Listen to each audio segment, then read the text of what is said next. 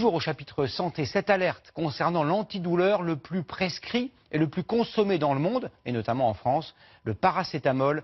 Les autorités sanitaires ont demandé aux fabricants d'indiquer clairement les dangers encourus en cas de surdosage. Regardez cette enquête de Caroline Bell et Mathieu Dupont. Comme dans tous les foyers français, le paracétamol occupe une large place dans ce tiroir à pharmacie. J'ai différents dosages et différentes formes, en gélules, en sachet. Enfin, moi je préfère l'effervescent, c'est sûr. Quand on a un problème, si on a une douleur, si on a un peu de température.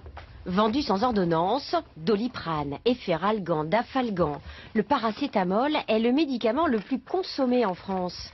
Il s'en vend 420 millions de boîtes chaque année. Cette pharmacienne vient justement de recevoir sa livraison pour la semaine. Nous ne souhaitons pas le mettre en libre accès puisque nous sommes conscients du danger du paracétamol. Ici, les pharmaciens rappellent systématiquement qu'il ne faut jamais dépasser la dose de 3 grammes maximum par jour. Prenez ceci pour des douleurs? Au-delà, il devient toxique pour le foie. Le problème, c'est que le paracétamol entre dans la composition de 200 médicaments. Le surdosage est vite arrivé. Quand un adulte est enrhumé, il va avoir le réflexe de prendre un médicament pour le rhume. Et s'il a mal à la tête, il va venir prendre également un médicament pour le mal de tête.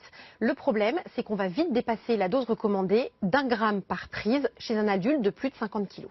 Et cela peut provoquer de graves intoxications. Au-delà de 10 grammes en une fois, on a des risques d'hépatite aiguë sévère, voire d'hépatite fulminante, c'est-à-dire une destruction massive du foie. Et comme on ne peut pas vivre sans foie, ça peut conduire à la transplantation hépatique. Clairement, une intoxication au paracétamol peut être mortelle. C'est aujourd'hui la première cause de greffe de foie due à un surdosage médicamenteux. L'Agence du médicament souhaite que d'ici quelques mois, les fabricants inscrivent des messages d'alerte sur toutes les boîtes contenant du paracétamol.